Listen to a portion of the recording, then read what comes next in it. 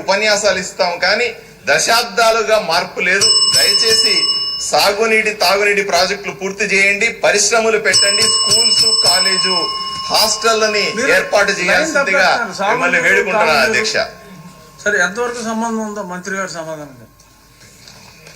అధ్యక్ష,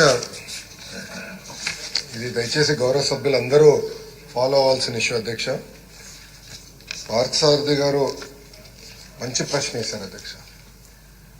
అధ్యక్ష, నేను యువగలం పాదయాత్ర చేసినప్పుడు ఆలూరు ఆదోని ఈ ప్రాంతంలో పాదయాత్ర చేసినప్పుడు నేను స్వయంగా చూశాను అధ్యక్ష.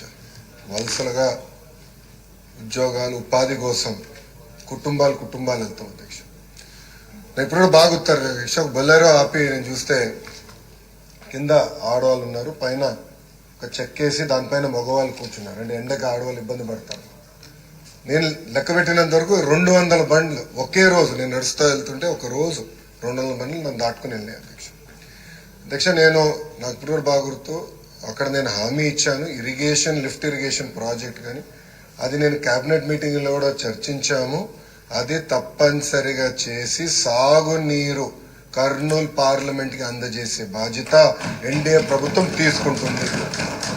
గౌరవ ఇరిగేషన్ శాఖ మంత్రి గారు ఇక్కడనే ఉన్నారు, ఆయన కూడా తెలిసింది. మేము చాలాసార్లు మాట్లాడుకున్నాం. వాస్తవంగా అధ్యక్ష, నంద్యాలలో పాదయాత్ర చేస్తే నంద్యాల తర్వాత కర్నూలుకి వచ్చా, తెలిసిపోయింది అధ్యక్ష.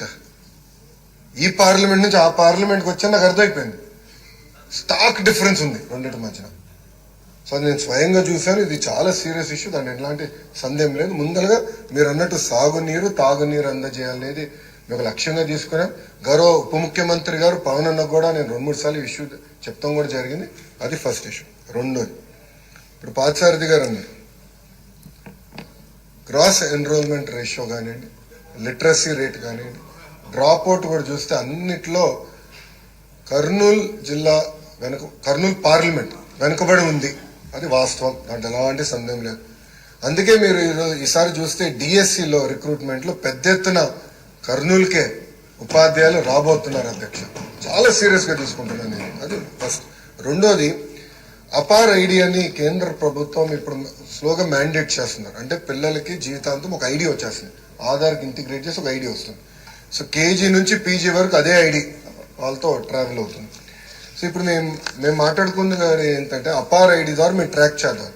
ఒక కంట్రోల్ రూమ్ పెట్టి ట్రాక్ చేసి పిల్లలు ఎక్కడున్నారు, ఒక వారం పాఠశాలకు రాకపోతే ఎందుకు రావట్లేదు, ఎక్కడికి వెళ్ళారు ఈ పిల్లలు అనేది ఇప్పటి నుంచి ట్రాక్ చేద్దాం. సో ఆ ఐటీ ఇన్ఫ్రాస్ట్రక్చర్ మొత్తం మేము తయారు చేస్తున్నాం. ఎడ్యుకేషన్ పైన ఎటుకో షార్ట్ డిస్కషన్ ఇన్ డీటెయిల్ వెళ్ళిపోతే ట్రాక్ చేసి ఒక్కరు కూడా డ్రాప్ అవుట్ అవ్వకూడదు.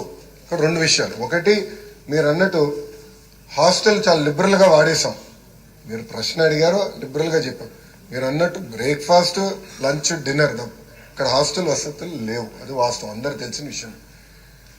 కానీ మేము ఆలోచించిన 2 విషయాలు. ఒకటి, ఇప్పుడున్న సంక్షేమ హాస్టల్స్ ఎట్లా బలోపేతం చేయాలి. ఒక భాగం అయితే వలసలుగా వెళ్తారు అధ్యక్ష. ప్రధానంగా వాళ్ళందరూ మిర్చి సమయంలో ఇక్కడికి వచ్చి గుంటూరులో ఎక్కువ శాతం మంది ఇక్కడ ఉంటారు. సో వాళ్ళు ఇక్కడికి వచ్చినప్పుడు ఇక్కడ అడ్మిషన్స్ ఇవ్వచ్చా, దానికి విధి విధానాలు ఏంటి అంటే వచ్చేది ఒక 4 నెలలు 5 నెలలకి ఇక్కడ అడ్మిషన్స్ ఇచ్చి వాళ్ళ పిల్లలకి చదువు ఇక్కడ కొనసాగించచ్చా. ఎందుకంటే అక్కడ స్కూల్ కిట్ ఎక్కువ ఇస్తాం కనుక ఇక్కడ చేయొచ్చు. ఆ ట్రాకింగ్ కూడా ఇప్పుడు మొదలు పెడతాం. అది ఒక భాగం. అంటే ఒక పక్కన హాస్టల్స్, ఇంకో పక్కన ఈ ట్రాకింగ్ 2 ఉంటేనే డ్రాప్ అవుట్ రేట్ తగ్గుతుంది, దాంట్లో ఎలాంటి సందేహం లేదు అధ్యక్ష. గౌరవ సభ్యులు చెప్పినట్లు ఇప్పుడు 24-25 బడ్జెట్ లో 121 సెంటర్లు, అంటే రాష్ట్ర వ్యాప్తంగా 121 సెంటర్లో కేవలం 6,040 మంది విద్యార్థులకి 6,04,00,000 రూపాయలు ఖర్చు పెడతాం జరిగింది. మీరు చూస్తే గతంలో కూడా డీటెయిల్స్ మొత్తం నా దగ్గర ఉంది అధ్యక్ష. అంటే ఎక్కడ ఒక రేషియో లాగా లేదు. కొన్ని సంవత్సరాలు ఎక్కువ ఉన్నాయి, కొన్ని సంవత్సరాలు దాదాపు 10 కోట్లు ఖర్చు పెట్టాం. వైకాపా ప్రభుత్వం సమయంలో అయితే 40 లక్షలు ఖర్చు పెట్టినవి కూడా సంవత్సరాలు ఉన్నాయి.